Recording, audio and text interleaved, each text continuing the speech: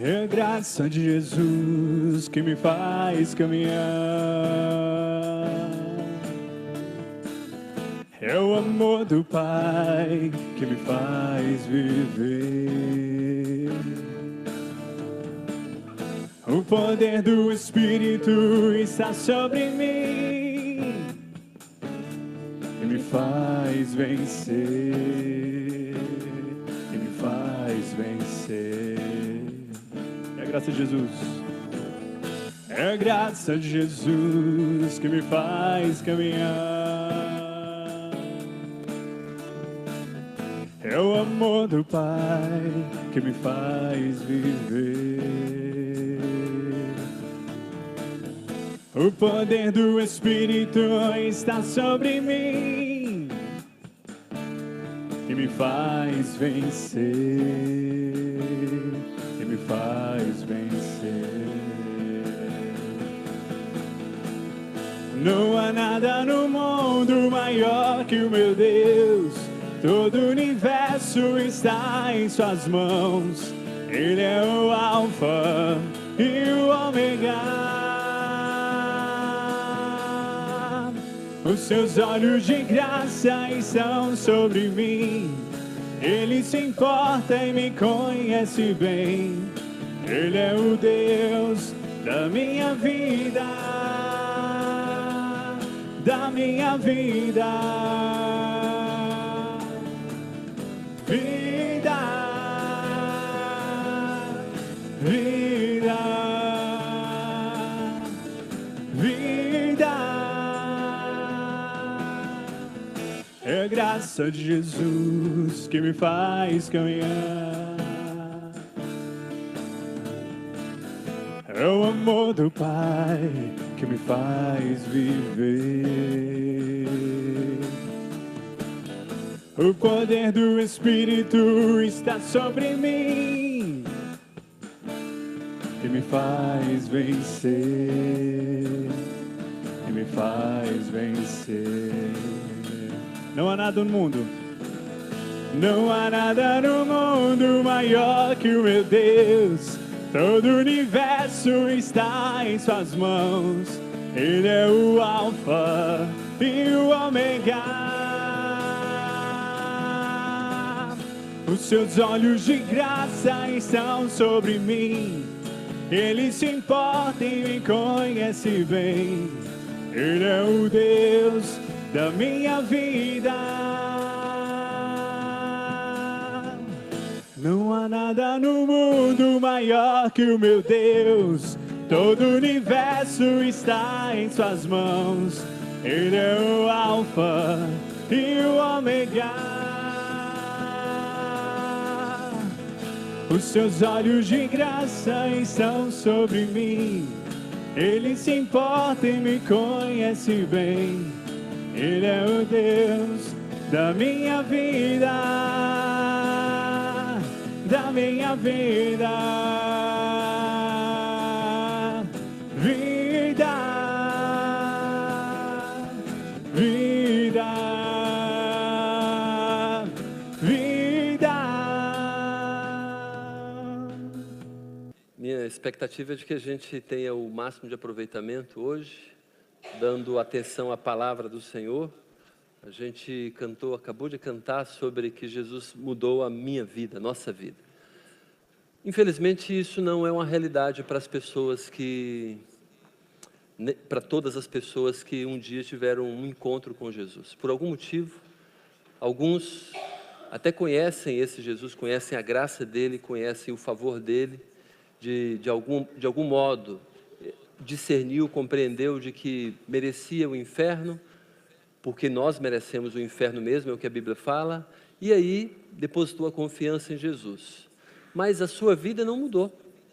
Não mudou porque, mesmo sendo de alguma maneira salvo por Jesus, a pessoa acredita que ela pode gerenciar a sua própria vida. E aí fica fazendo aquilo que ela bem entende, bem deseja, bem quer. Vai, obviamente, levar pancada na vida, vai levar muita pancada na cabeça, vai certamente se arrepender em um determinado momento.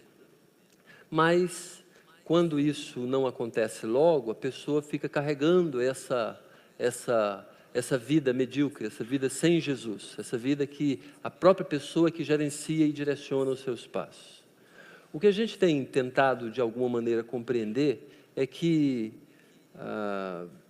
infelizmente, as pessoas que conhecem Jesus, ainda, nem todas, ainda não compreenderam que tem uma tarefa sobre a vida delas. A razão pela qual nós devemos viver não é mais em função da gente, não é mais em função dos nossos sonhos, desejos, mas do Senhor. A gente vai ver um pouco disso hoje. Na verdade, a gente está lendo o livro de Colossenses e a gente vai dar uma atenção especial a isso. Mas antes de prosseguir, queria que a gente entendesse a real missão que nós temos. Eu sei que isso é algo que você que já frequentou 2 ou 3 vezes aqui na igreja, você que já, pelo menos 2 ou 3 vezes, já sabe que nós temos uma missão, assumimos isso. Existimos para que cada morador do Gama e cada pessoa do mundo compreenda o Evangelho. Compreenda e responda a esse Evangelho. Essa é a nossa razão de existência. Porque entendemos de que Deus não veio só para nós. Compreendemos e Deus quer nos usar, obviamente, para sermos um canal da mensagem dele para outras pessoas. A nossa mensagem, obviamente, é Jesus, isso que a gente acabou de cantar. Você só vai ser uma pessoa realizada quando você entrar no propósito que Deus tem para a sua vida. E o propósito que Deus tem para a sua vida passa por você ser um agente dele no mundo. Eu sou um bombeiro, eu sou um policial, eu sou um professor de qualquer coisa, eu sou um aluno, Não. Se você é cristão, você é um agente do Senhor Jesus, sendo um bombeiro, sendo um mecânico, sendo um aluno, sendo pai de família, mãe de família, sendo motorista, sendo o que você é. A gente precisa acordar para essa realidade o mais rápido possível, porque senão a gente vai ficar dando cabeçada. E você vai ficar dando cabeçada se você acha que a religião é para te dar alguma satisfação, que a religião, eu vou para a igreja porque lá na igreja eu tenho um desencargo de consciência. Se eu vou para a igreja, eu cumpro com a minha tarefa, aquela tarefa da semana religiosa. Isso não é o que a gente deveria fazer. Estar na igreja é para a gente ser capacitado, capacitada para cumprir com a nossa missão de levar o Evangelho de Jesus a toda criatura. Eu e você temos essa responsabilidade. No dia que eu fujo disso, quer dizer, ou não entro nisso, eu certamente não vou ser uma pessoa com paz espiritual, com alegria, satisfação de alma. E aí eu vou procurar essa satisfação em tranqueira, vou procurar em pecado, vou procurar em coisas que eu acho que vai dar uma realização, que pode até dar uma realização, mas aquilo não vai se perpetuar, não vai se manter, não vai ser perene. Aí eu vou procurar mais alguma coisa. Por isso que a boa parte dos cristãos que não se alinham com isso, acaba fazendo uma grande besteira na sua vida. Vai entrando, vai afundando, vai se mergulhando no pecado, e daí a pouco, puxa vida, olha o que aconteceu. Olha o que aconteceu, a gente fica assustado com relação a isso. Por isso que é bom que a gente ore agora, já pensando nisso. Eu preciso me expor mais uma vez ao Evangelho do Senhor, a palavra do Senhor. E eu preciso não só compreender, mas ter uma vida que corresponda a essa alteração, a essa mudança de perspectiva. Se você ainda não é um missionário no mundo, se você acha que o seu emprego, sou funcionário público para eu ganhar um dinheiro e sustentar minha família, não é verdade isso. Mas se você acha isso, tem que mudar de concepção. Eu sou um segurança, sou um empresário, sou qualquer coisa, sou um pastor. Você não é um pastor para si próprio. Deus te deu esse encargo, essa função, essa atividade, esse emprego, para você cumprir com a tarefa que Ele encarregou você. Vamos orar e pedir que Deus ilumine nossa mente e nosso coração com o que a gente vai ver hoje, tá bem? Pai eterno, muito obrigado por Tua boa mão e graça sobre nós. Já cantamos aqui que Jesus Cristo de fato é aquele que é o Rei do universo, soberano. Tua palavra diz que Jesus, e vamos ler hoje, é o Criador de todas as coisas. Tudo foi criado por meio dele e para ele. E queremos, mais uma vez, celebrar esse Jesus, celebrar na nossa vida também. E dizer para as pessoas do mundo, as pessoas que estão ao redor do planeta, que é Jesus quem salva a sua vida. Pai, nos ajuda a compreender com profundidade isso. Nos faça não só entender, mas reagir, agir. Pai, não permita que nada na nossa vida seja empecilho para que isso aconteça. Remova do nosso coração e da nossa vida também aquilo que está atrapalhando cumprirmos com a missão do Senhor. Nos ajuda, por favor. Porque entendemos também de que sem o Senhor nada a gente pode fazer. O Senhor mesmo nos disse isso, Jesus nos disse isso. Obrigado por tudo, nos abençoe agora, em nome de Jesus, amém. Ok, então precisamos dar essa atenção especial, atenção a respeito do que Deus tem para a nossa vida. Vamos deixar as coisas de ontem, a falta de gasolina para outro momento, as preocupações que você tem para o dia de amanhã, para amanhã também, para a gente tentar se concentrar no que a gente precisa para hoje. A gente começou uma série de sermões no livro de Colossenses. A gente está falando sobre um outro lado. Qual outro lado? O livro de Colossenses fala de que, embora a igreja cristã que estava lá na cidade de Colossos, ela tinha várias práticas, ou algumas delas, que não correspondia ao cristianismo. Algumas pessoas entraram na igreja, estavam de alguma maneira, se colocando como aqueles mestres, ensinando pessoas, com assuntos que não têm nada a ver com o cristianismo. E não só que não tem nada a ver, como também piora a perspectiva de alguém no que diz respeito à religião, à igreja. As pessoas, muitas, estavam não só não cooperando, não ajudando a mensagem cristã, como também, além de não cooperar, eles estavam estragando, colocando Jesus fora de cena, colocando a pessoa de Jesus longe do objetivo pelo qual Jesus veio ao mundo. E a gente vai trabalhar isso com um pouco mais de cautela e cuidado hoje. Como falei, a gente está estudando o livro de Colossenses, começamos na semana passada. A gente viu, e você vai ver durante o livro de Colossenses, que o misticismo estava presente na igreja. E não é diferente de hoje também, a gente vai ver isso. O legalismo também.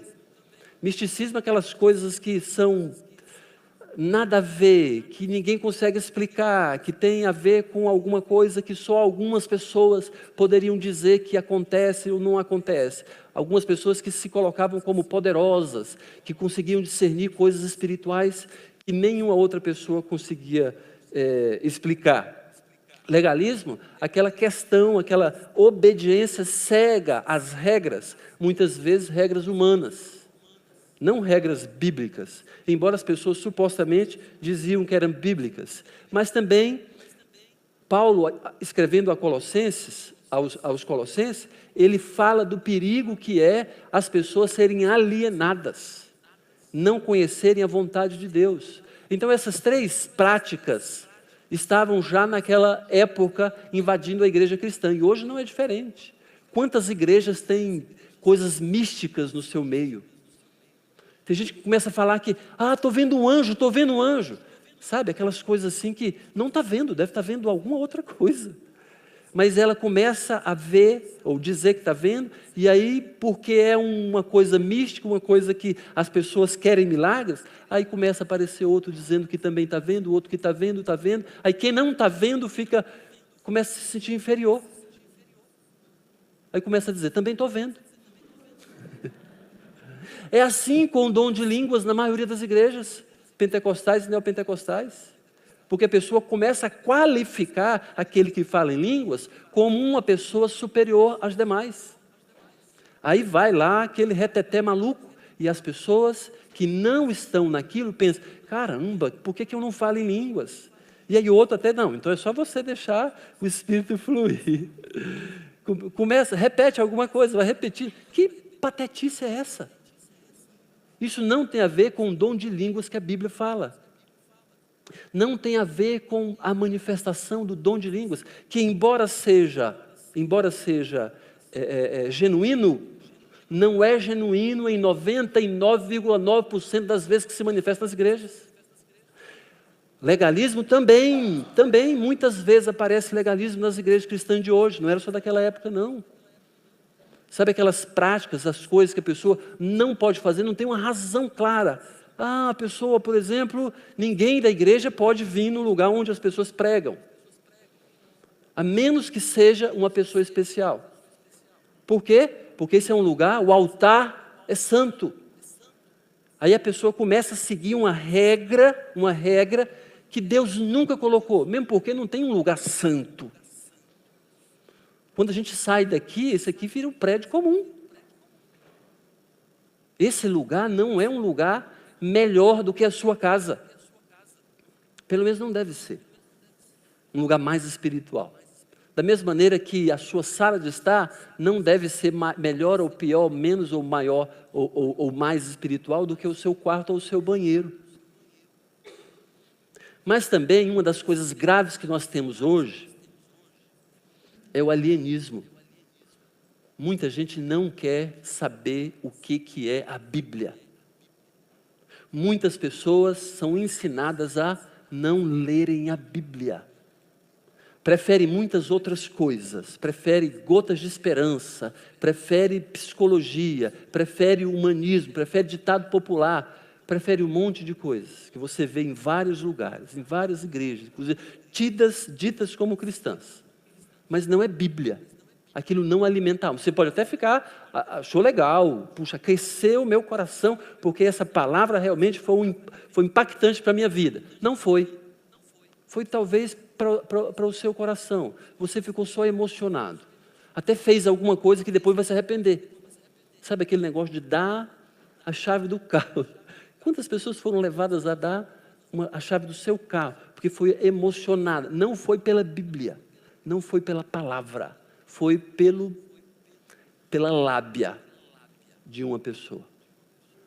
Da mesma maneira que muitas pessoas por aí são enganadas por ciganas, lendo à mão.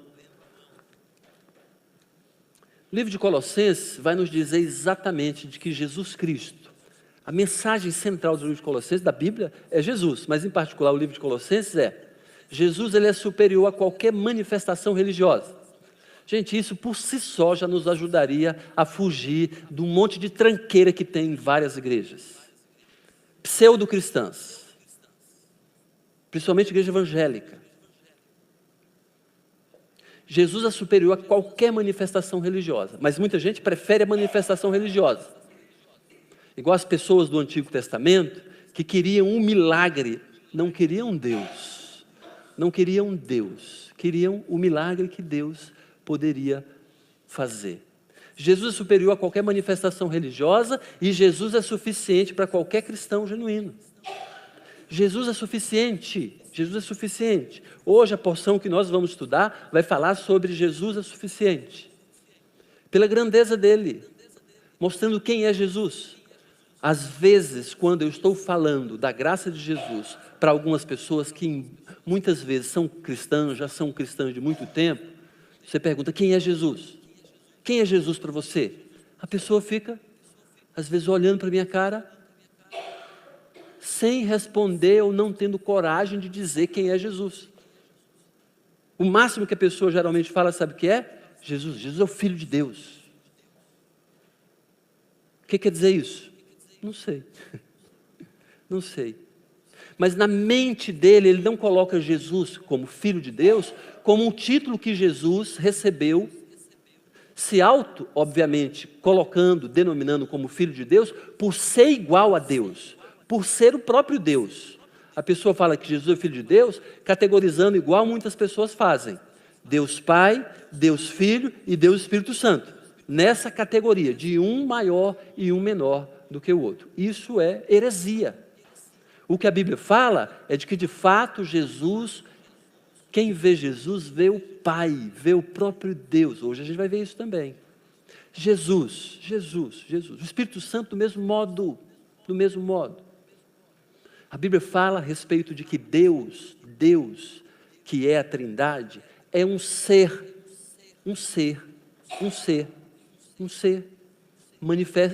que se manifesta em 3 pessoas. Deus Pai, Deus Filho e Espírito Santo. A humanidade, a gente, o ser humano, se manifesta em 10 bilhões de pessoas. Os seres angelicais, não sei, talvez 1 bilhão de seres. E o ser divino se manifesta em 3 pessoas. Então, quando falamos Deus, estamos falando em 3 pessoas. Não estamos falando em 3 deuses, porque Deus é um ser que se manifesta em 3 pessoas. Quando falamos de Jesus, estamos falando do próprio Deus. Muitas vezes na Bíblia, quando falamos e lemos Senhor, Senhor é a Trindade. É esse que se manifesta em 3 pessoas. Jesus, então, é esse Deus que veio mostrar o Deus invisível.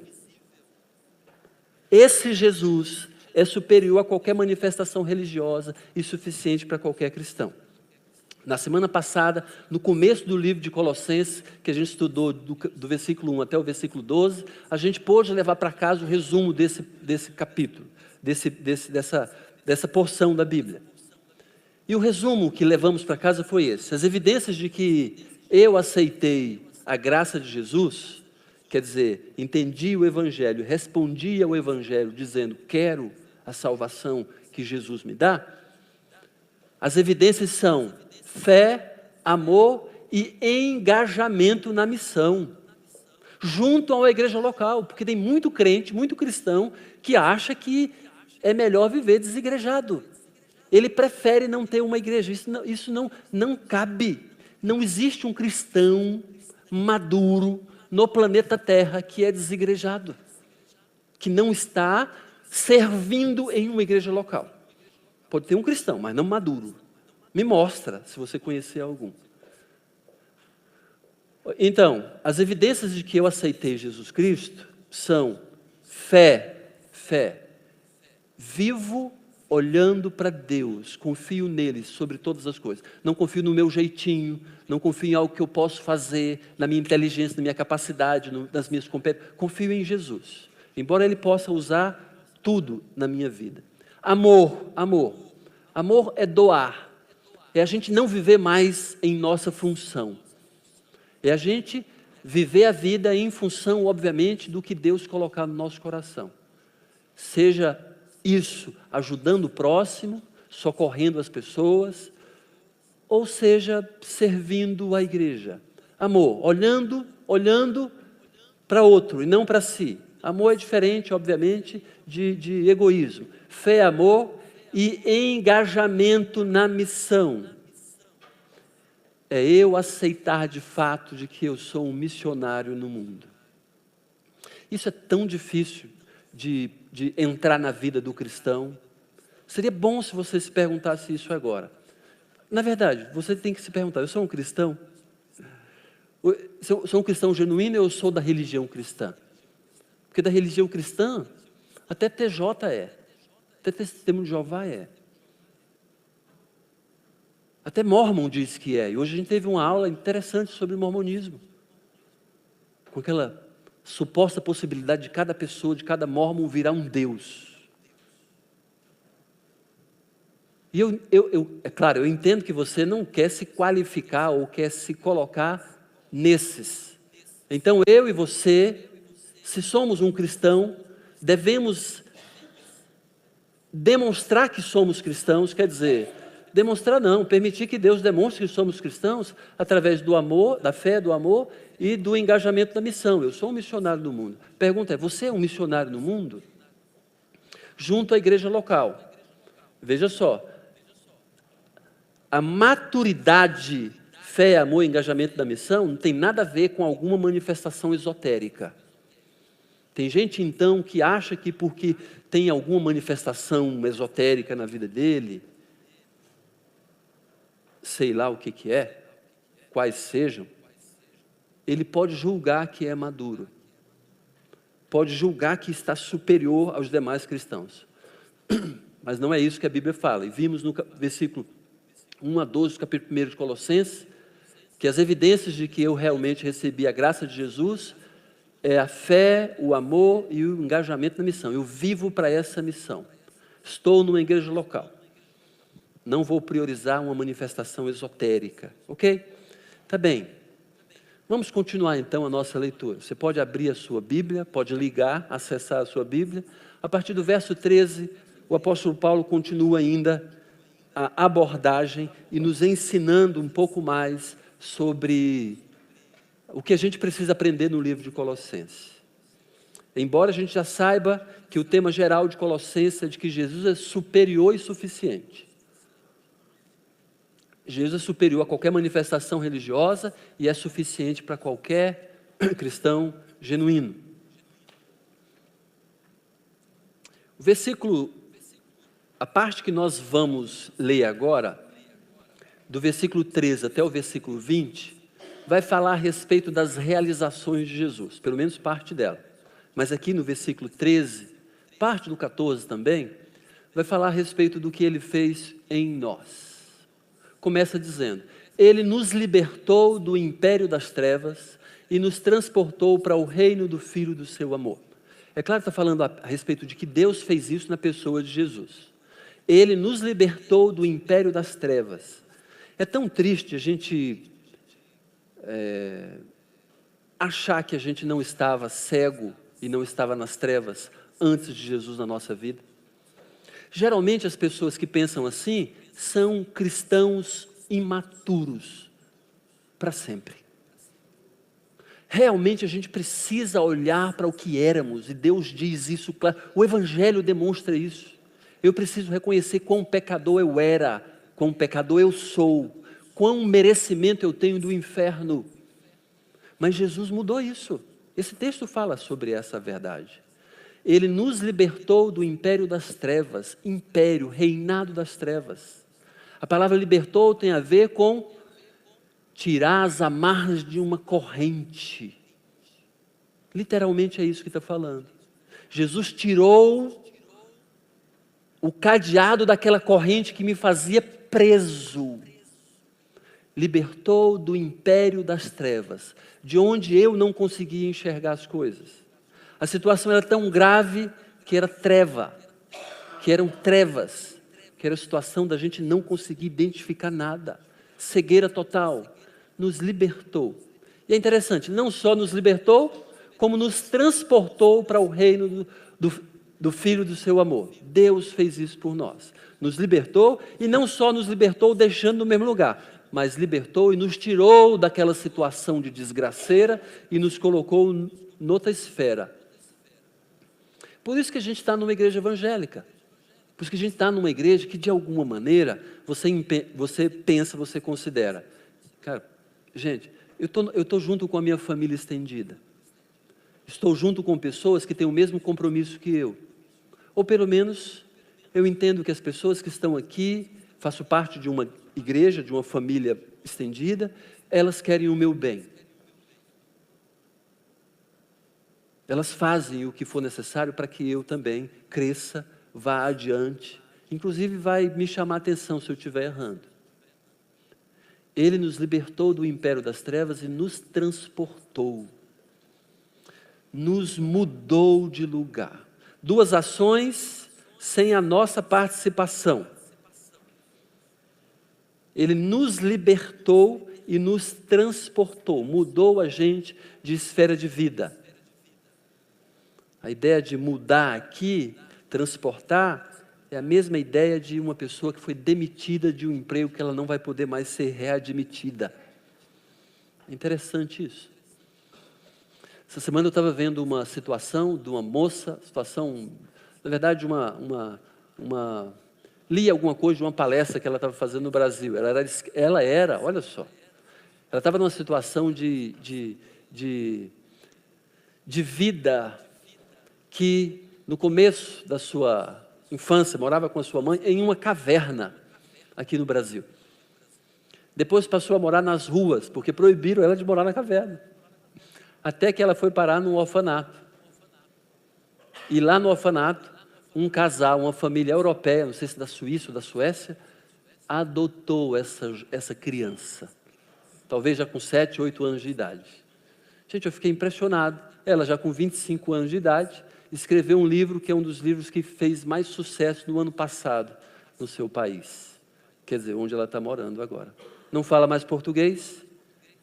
Gente, isso é a mesma coisa que Deus fez por nós. Nos tirou de uma situação, não só nos libertou, agora você está livre disso. Está livre dessa situação de passar fome espiritual. Está livre dessa situação de você sofrer assim, por aí. Não só libertou, como também tirou dessa esfera e levou para outra realidade. Então ela estava fazendo uma palestra para falar da miserável vida que vivia e da maneira que, obviamente, ela está vivendo agora. Ela foi adotada e mudou de vida. Exatamente o que Deus fez conosco. Ele nos libertou do império das trevas e nos transportou para o reino do Filho do seu amor. Mas se você não entende a Bíblia, se você não lê a Bíblia, se você não quer saber das coisas de Deus, é a mesma coisa de você ainda viver lá atrás, viver morando na caverna. A gente precisa tomar uma atitude. Deus quer muito mais do que só a nossa salvação. Nossa salvação é o começo, Ele quer mais da nossa vida. Os versículos 14 em diante, vai falar basicamente da ação de Jesus. Olha só, no reino do Filho do seu amor, no qual é Jesus, temos a redenção. Redenção, uma palavra muito usada na teologia para dizer que a gente foi resgatado com um preço. Aqui rememora Jesus morrendo na cruz para pagar os nossos pecados. A palavra redenção tem a ver que é uma liberdade por pagamento de um valor, um resgate, no qual temos o nosso resgate. A gente vai para o céu é por causa disso, porque Jesus nos resgatou. No qual temos a redenção, a remissão dos pecados. Remissão é perdão. Talvez a gente compreenda melhor com a palavra perdão. Remissão, sinônimo de remissão é perdão. Não é só livramento, mas também estou perdoado. Ele rasgou a dívida que nós tínhamos para com Ele. Vai falar isso mais adiante em Colossenses. Remissão dos pecados. Esses 2 versículos seriam suficientes para a gente ter uma vida transformada. Vamos para o céu porque Jesus nos salvou. Reconheço que não posso me salvar, deposito a minha confiança em Jesus como meu único e exclusivo Salvador. Como Ele me libertou das trevas, por que eu vou voltar para as trevas agora com as minhas práticas? Não tem cabimento. Como Ele me libertou, por que eu vou viver em função de mim mesmo? Que também isso tem a ver com escravidão. Achando que eu sou a razão pela qual eu, única e exclusivamente, sou o fim da morte de Jesus, sou o fim. A razão pela qual Jesus morreu foi o Abisaí, pronto. Não. Abisaí, vírgula. Agora, do versículo 15 em diante, dá vontade, olha, da gente parar a vida e refletir só sobre isso. Você vai ter a oportunidade de enxergar um pouco melhor quem é Jesus, agora. Porque a gente vai ler algumas verdades sobre a pessoa de Jesus. Versículo 15 começa dizendo: Este quem? Jesus, o Filho do seu amor, naquele que temos a redenção e a remissão dos pecados. Este é a imagem do Deus invisível. Jesus veio mostrar quem era Deus para a gente. Jesus veio se revelar. Claro, veio cumprir com a obra dele de morrer na cruz para nos perdoar dos pecados, nos levar para o céu. Mas aqui demonstra claramente de que ele é a imagem do Deus invisível. O Deus invisível que a gente não consegue ver e não conseguiria ver, Jesus veio mostrar a imagem, semelhança. Por isso que Jesus mesmo falou: quem me vê, vê o Pai. Este é a imagem do Deus invisível. Então não tem cabimento de um TJ falar que Jesus não era Deus. Testemunho de Jeová. Que agora você vê Testemunho de Jeová não é só domingo pela manhã, não. Está quase todos os dias, em qualquer lugar. E está bem arrumadinho, bem bonitinho, botando os livretos, aqueles negócios todos, para tentar te convencer, te levar para o erro. Você e outras pessoas, certamente. No dia que algum te parar, e, na verdade, a gente não tem que ficar dando ouvidos para quem tem outra mensagem, é o que a Bíblia fala. Mas se alguém, um deles, precisar de uma ajuda, você pode falar para ele. A Bíblia diz que Jesus é a imagem do Deus invisível. É a manifestação do Deus eterno, glorioso. Olha só falando sobre Jesus. O primogênito de toda a criação.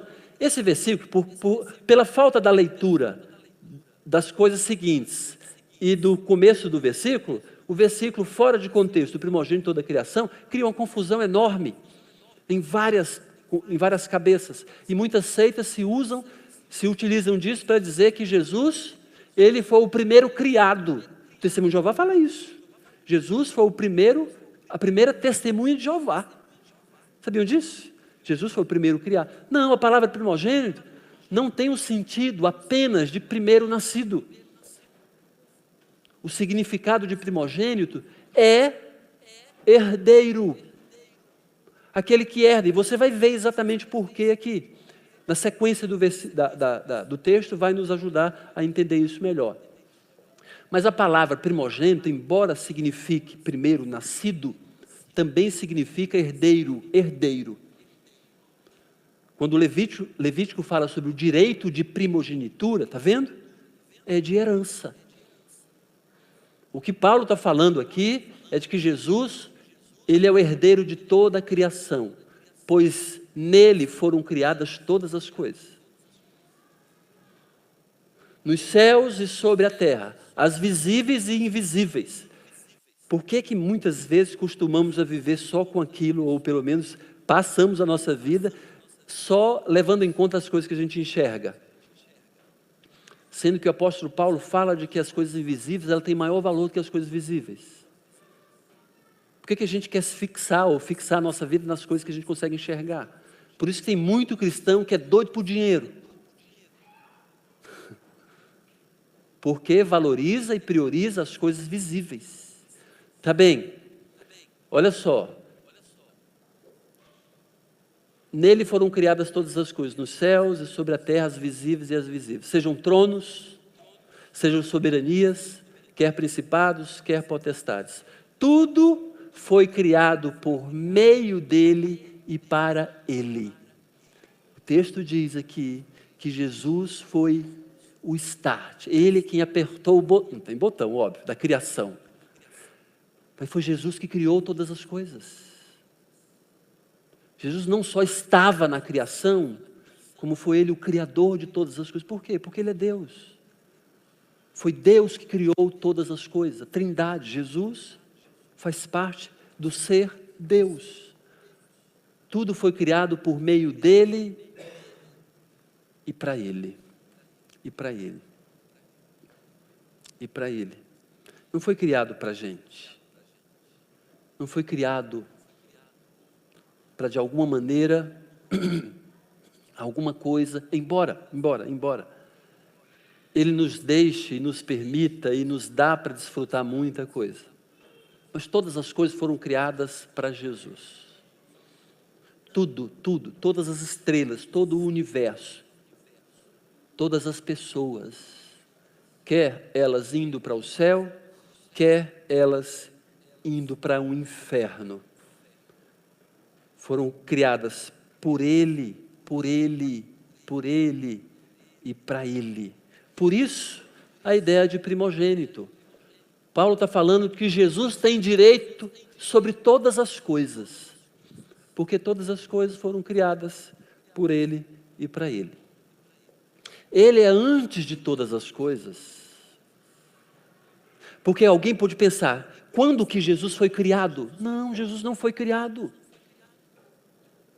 Jesus está, na cronologia do tempo, antes de tudo. Ele é antes de todas as coisas. Nele tudo subsiste. Tudo. Tudo. Plutão. A Ceilândia. Todas as coisas. Tudo, tudo, tudo depende de Jesus. Porque todas as coisas foram criadas por Ele e para Ele. Jesus controla todas as coisas. É Jesus que controla o universo. A coordenação, a sincronia, o sincronismo do universo. Jesus é o controlador de tudo. Por isso que a gente chama de que Ele é soberano. Mas é interessante que diz, Ele é a cabeça do corpo da igreja.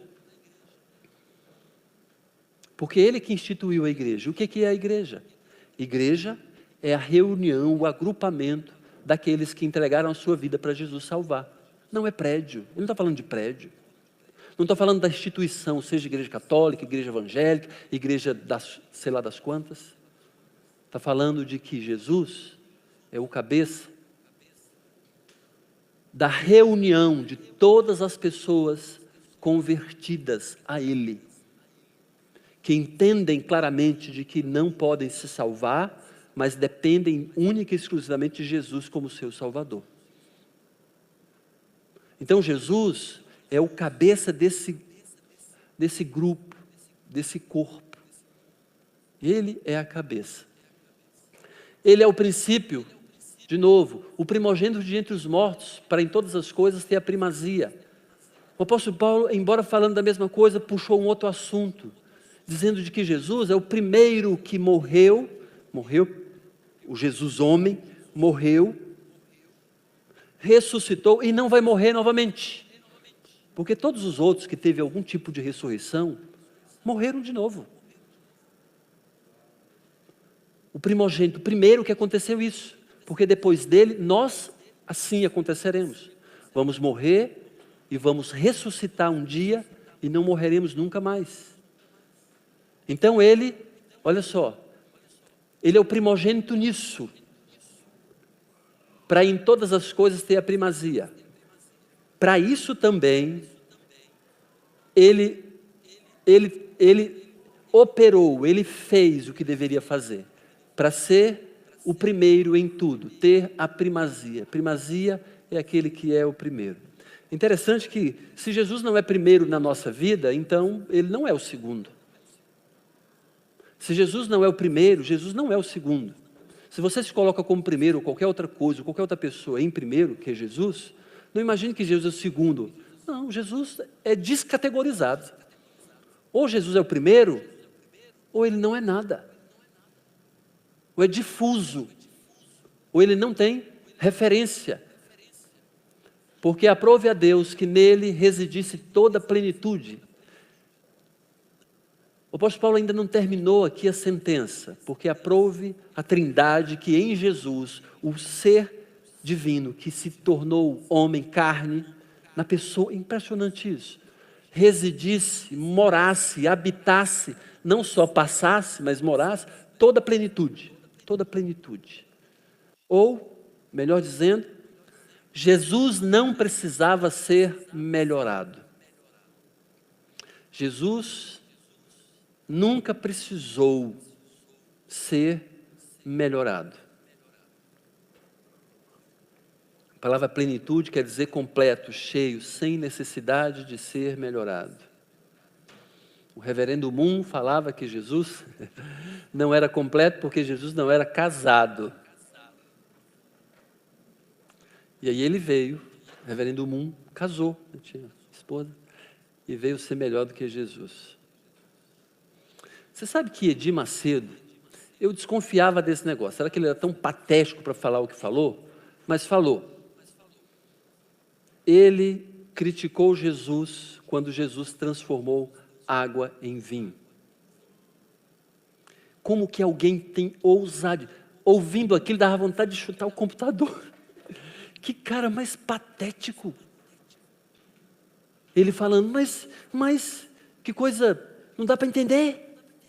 Que benefício que Jesus deu para as pessoas? O que Jesus fez de benefício? Não salvou ninguém, não. Aí vai falando uma série de coisas. Você sabe por que ele falou isso? Porque a religião do Edir Macedo é um Deus que é servo das pessoas. Talvez a gente não entenda tudo que Deus fez, que Jesus fez, mas Jesus é Deus. Ele é quem dita as coisas. Ele é o cabeça. Embora no final do texto fala que os discípulos creram nele. E esse crer não é suficiente? É o mais importante do que dinheiro no bolso. Será que ele leu isso que em Jesus residia e reside toda a plenitude? Toda a plenitude. Porque aprove a Deus que nele residisse toda a plenitude. Toda a plenitude. E que, havendo feito a paz pelo sangue da sua cruz, havendo feito a paz pelo sangue da sua cruz, por meio dele reconciliasse consigo mesmo todas as coisas, quer sobre a terra, quer nos céus. Outra verdade aqui que a gente precisa entender com um pouco mais de profundidade. Na cruz, então, Jesus aplacou a ira de Deus que recairia sobre nós. Nós, pecadores, merecíamos e merecemos a ira de Deus. Mas quando Jesus morreu na cruz, Jesus pacificou Deus. Então aquele juízo que recairia sobre mim quando eu morresse, embora sofrendo as consequências ainda no planeta Terra, que me fulminaria e me botava na danação, no inferno eterno, Jesus então, na cruz, olha só, fez a paz. Então, ao olhar para mim hoje, Deus não me vê mais como aquele que está indo para o inferno, para a danação eterna, porque Ele vê Jesus em mim, porque eu entreguei a minha vida para Jesus salvar, e aí Ele olha para a obra de Jesus, o Jesus, o homem Jesus. Deus então olha para Jesus e foi pacificado, porque antes éramos inimigos de Deus. É o que a Bíblia fala. Então ele veio trazer reconciliação. Todas as coisas, quer sobre a terra, quer nos céus. Algumas coisas que a gente nem entende, nem consegue imaginar. Gente, com tudo isso aqui, a ideia de Jesus trazer harmonia, que hoje nós já não somos mais inimigos de Deus, tem que ter uma resposta da nossa parte. Tem que haver uma resposta da nossa parte. Se você não entende o que você deve entender sobre você merece o inferno eterno. Mas porque Jesus morreu na cruz, perdoando os nossos pecados, e você entregou a sua vida, teve fé que Jesus morreu por você, e você depositou a sua confiança em Jesus para ir para o céu, Jesus mesmo disse, quem crê em mim tem a vida eterna. Você foi transportado dessa situação de trevas e de destino, inferno, você foi transportado para o reino de Jesus. Isso tem que dizer alguma coisa para a gente. Tem que dizer quem que de fato que pessoa eu estou querendo ser. Será que as minhas atitudes, o meu comportamento justificam o que Jesus fez por mim? Ou você acha, mais uma vez, que Jesus veio morrer e ressuscitar, pagar o preço pelo pecado nosso, apenas para que você fosse para o céu? Não, a Bíblia aqui diz que Ele é o cabeça do corpo, nós somos o corpo de Cristo. O cabeça é aquele que manda, aquele que pensa, aquele que coordena. Jesus, então, não só é o Senhor, mas Ele quer ser o Senhor da nossa vida.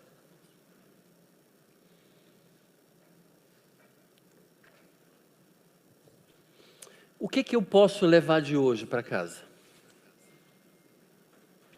O que eu devo compartilhar essa semana com algumas pessoas? Eu queria fazer um desafio para você, porque tudo isso aqui nos diz algumas coisas que precisamos perguntar para nós mesmos. Quatro perguntinhas. A primeira: para onde eu irei quando eu morrer? Mais uma vez, nunca é demais falar sobre isso. Você tem certeza para onde você vai quando você morrer? Se você não tem certeza que vai para o céu, obviamente você tem algum problema, ou pelo menos uma questão não compreendida da teologia ou da obra de Jesus. Como que uma pessoa vai para o céu então? Ela vai para o céu porque entendeu, compreendeu que é pecadora, que porque é pecadora merece o inferno, porque a Bíblia fala: o salário do pecado é a morte, mas o dom gratuito de Deus é a vida eterna. Quando ele fala um mas, contrapõe morte com vida eterna, então essa morte é inferno. Qualquer aluno que fez CIB consegue definir isso rapidamente. O salário do pecado é a morte. Você é pecador? Sim ou sim? Sim. Então você merece o inferno. Mas Jesus veio ao mundo pagar para nos perdoar, pagar o nosso pecado, pagar para Deus próprio, para Ele próprio. O Jesus humano morreu na cruz para nos perdoar os pecados. E é esse mesmo Jesus falou: aquele que crê em mim tem a vida eterna. Então basta eu crer em Jesus como meu Salvador. A Bíblia fala de que pela graça sois salvos mediante a fé. Isso não vem de vós, é dom de Deus, não de obras para que ninguém se glorie. Pela graça sois salvos. Então a gente é salvo pela graça de Jesus. E o que é graça? É grátis. Graça é 0800. Graça é alguma coisa que não me custa nada. Pela graça sois salvos. A única maneira que uma pessoa pode ir para o céu, então, é confiando somente em Jesus como seu Salvador. Dependendo somente de Jesus. Jesus dá o céu para a gente de graça. É de graça. Por isso que, se você estiver tentando fazer alguma coisa para ir para o céu, não vai para o céu. Porque é de graça. Porque o complemento do versículo é esse: pela graça sois salvos mediante a fé, e isso não vem de vós, é dom de Deus, não de obras, para que ninguém se glorie. Não é por obras que a gente venha fazer, não é pela sua obediência, não é por você ir para alguma igreja ou ser religioso. Como é que a gente é salvo então? Dependendo de Jesus, somente de Jesus, para ir para o céu. Para onde eu irei quando eu morrer? Eu sei, eu vou para o céu. Por quê? Por que eu tenho essa certeza? Porque Jesus mesmo falou: aquele que crê nele tem a vida eterna. Então eu creio nele, eu criei nele. Não é que eu vou fazer, eu posso fazer alguma coisa para me salvar, porque Jesus já fez. Basta eu crer no que Ele já fez. Nesse Jesus que é soberano, que todas as coisas estão debaixo do poder dEle. Pronto. Para onde eu irei quando eu morrer? Para o céu. Por quê? Porque Jesus é o meu Salvador. Eu dependo dEle como meu único, exclusivo e suficiente Salvador. Essa mensagem é o Evangelho. As boas novas de que eu não consigo me salvar, mas Jesus me salvou. Segunda pergunta: fui liberto do pecado? Quer dizer, fui salvo. Se eu fui salvo, será que eu de fato sou liberto? Fui liberto? A Bíblia diz que eu fui liberto, se você é salvo. Agora, por que então a gente chafurda no pecado? Porque a gente é o mesmo preguiçoso de sempre. Porque a gente não consegue vencer determinados pecados. Porque a gente ainda é imoral, é fofoqueiro.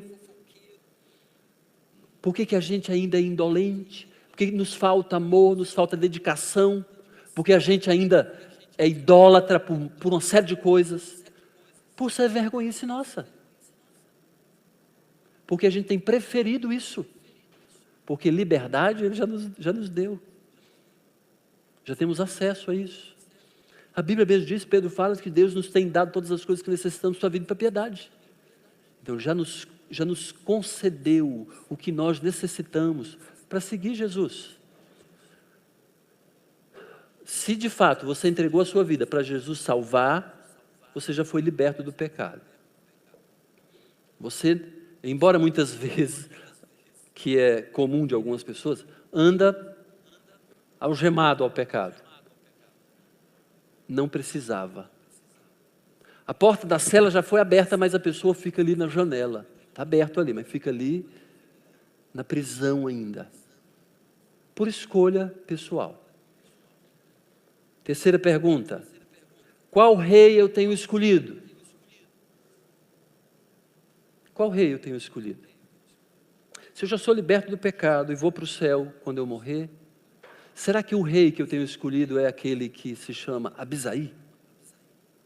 José, Maria, Antônio, Roberto? Quem é o rei? Ou a rainha que a gente tem escolhido? Será que a gente pode dizer que Jesus, o soberano, o Rei eterno, é o nosso Rei? É o nosso Senhor? Jesus mesmo falando para os seus discípulos, como é que vocês me chamam Senhor, Senhor, e não fazem o que eu mando? Sabe por quê? Porque o rei que muitos têm escolhido é o dinheiro, é a si próprio, é as circunstâncias, é a sua vidinha, é o seu filho, é a sua mãe ou o seu pai, é a sua agenda, é o seu emprego, é o seu feijãozinho, é uma série de coisas. É uma série de coisas.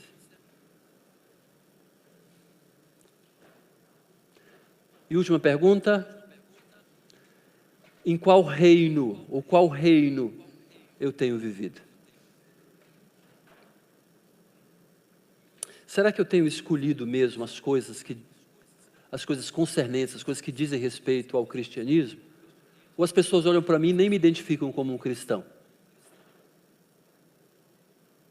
Ao que eu tenho dado prioridade? Quando eu estou em duas opções para escolher, só vou escolher aquela que para mim é conveniente naquele momento? Será que o reino que eu tenho vivido é o reino de Jesus, que fui transportado para ele, mas vivo como se estivesse no reino de Satanás? No diabo? Seguindo os passos do diabo? Olhando para essas perguntas aqui, a gente tem que, obviamente, entender a razão desse bloco que a gente leu hoje, versículos 13 a 20. Paulo está falando uma coisa só para a gente. Jesus Cristo é suficiente para a gente. Jesus Cristo, Ele mesmo. Só Jesus.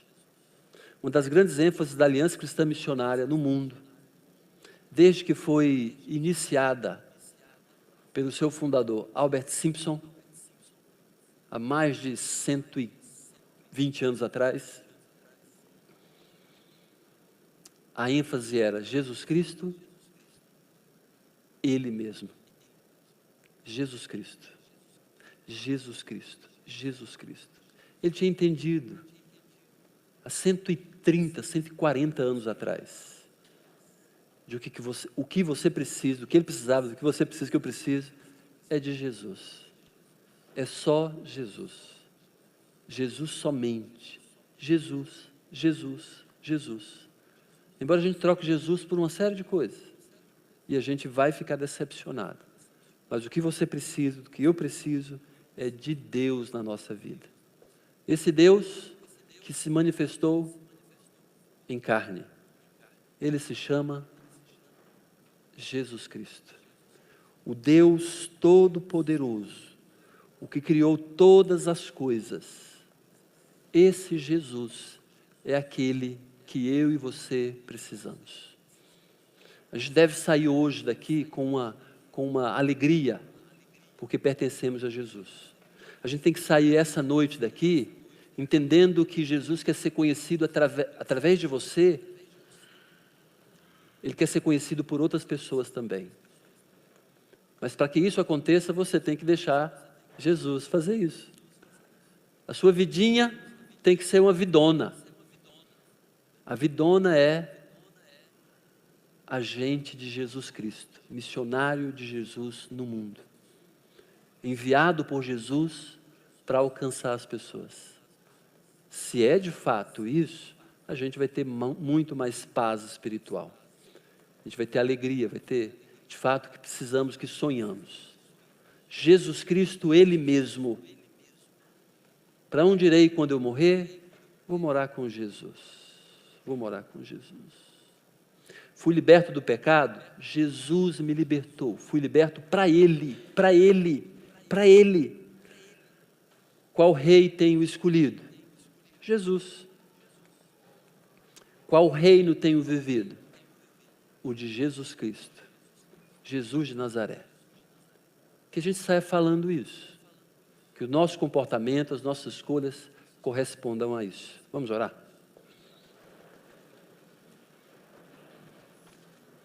Pai eterno, obrigado por esta noite, pela revelação da Tua palavra de que Jesus é o Todo-Poderoso, o Soberano, o Criador de todas as coisas. Muito obrigado pela Tua palavra que nos faz compreender que nós temos um propósito na vida. Fomos salvos para Jesus, para cumprir a agenda de Jesus. E ele mesmo disse que a gente tem que ir fazer discípulos de todas as nações. Nos ajuda, Senhor, a compreender com mais profundidade isso e que a gente reaja a isso, que a gente viva isso, que a gente tenha a ação correspondente a isso. Que as nossas preocupações não sejam se teremos ou não saúde, teremos ou não combustível, teremos ou não dinheiro, teremos ou não salário, teremos ou não amigos, que a nossa preocupação seja como posso aproveitar essas circunstâncias para fazer discípulos do Senhor Jesus. Pai, nos abençoe para que isso aconteça a partir de nós. Cada um aqui se sinta engajado, envolvido nesse projeto do Senhor, para que a gente tenha alegria, paz espiritual. Já descobrimos o segredo da paz espiritual, que é a obediência a Jesus. Nos ajuda nisso, por favor. Louvamos o Teu nome, bendizemos o Senhor, engrandecemos Jesus como Rei eterno. Louvamos ao Senhor. No nome de Jesus, amém.